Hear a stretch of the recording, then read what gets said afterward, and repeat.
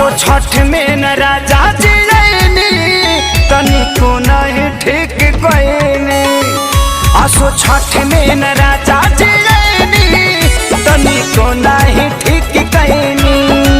तो सुनी सचहू में बनी रवा ले जी राजा करे जा बोली उखिया ले आवे खाती के करा के भेजी।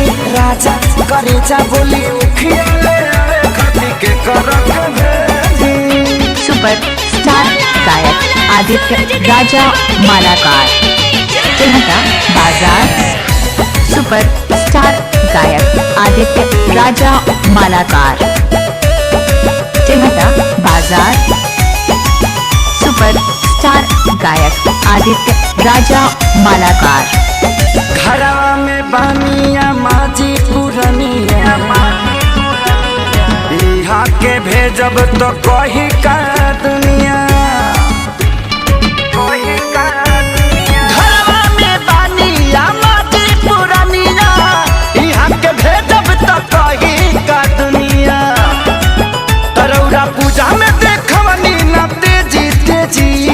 राजा करे जा बोली उखिया ली आवे खाती के कर के भेजी। राजा करे जा बोली उखिया ले आवे खाती के कर के भेजी। तिलहटा बाजार। सुपर स्टार गायक आदित्य राजा मालाकार तिलहटा बाजार। सुपर स्टार गायक आदित्य राजा मालाकार तिलहटा बाजार। सुपर स्टार गायक आदित्य राजा मालाकार। सारी बड़ी बड़ा खीस यादव राज बट रउले बीस। हाँ सैया के सारी बड़ी बड़ा खीस यादव राज बट रउले बीस। हारी कोई हम के ओजी एजी। राजा करे जा बोली उखिया ले आवे खाती के करा के भेजे। राजा करे जा बोली उखिया ले आवे खाती के करा के भेजी। तिलहटा बाजार। सुपर स्टार गायक आदित्य राजा मालाकार तिलहटा बाजार।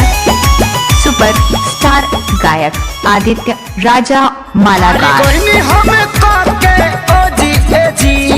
राजा करे जा बोली उखिया ले आवे खाती के करा के भेजे। राजा करे जा बोली उखिया ले आवे खाती के करा के भेजी। अगर आप भी चाहते हैं कि भोजपुरी गायक आदित्य राजा मालाकार के चैनल सब्सक्राइब करें, लाइक करें, शेयर भी करें।